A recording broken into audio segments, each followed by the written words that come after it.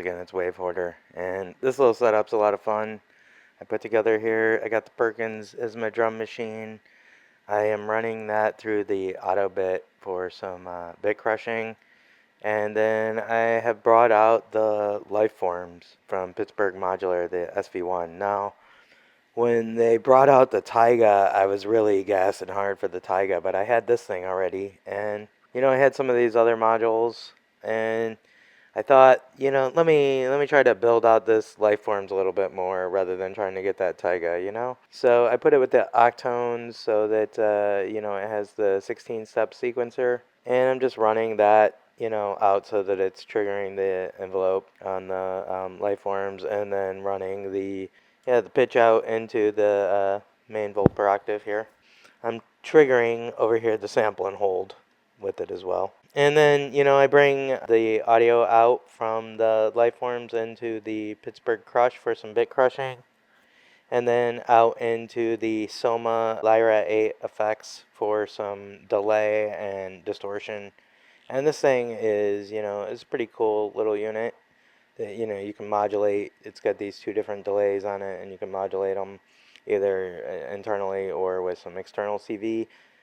I am using the very underutilizing in this setup, I'll say, the Bastl Neo Trinity. Currently, how I have it patched up is just as 4, you know, LFOs that are getting clocked from the Perkons as well. The Octones are getting clocked from the Perkons. One of the nice things about the Perkons is, you know, it can just output Eurorack clock, so you don't have to mess with MIDI whatsoever. You know, the Lifeforms has a MIDI input though, so, you know, if it didn't have that, I could just run the MIDI directly into the Lifeforms and get my clock out that way, but not necessary because the Perkons can just output the clock. So let's take one more look at that.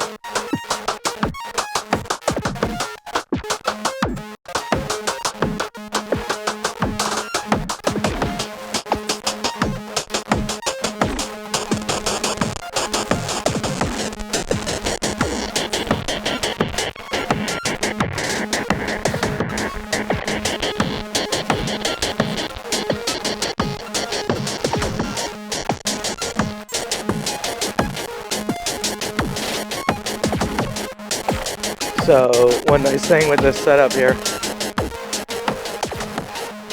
sound a second. One nice thing with this setup is that I replaced the BBD in the Perkons with the Ottobit, so I can send to the bit crusher instead.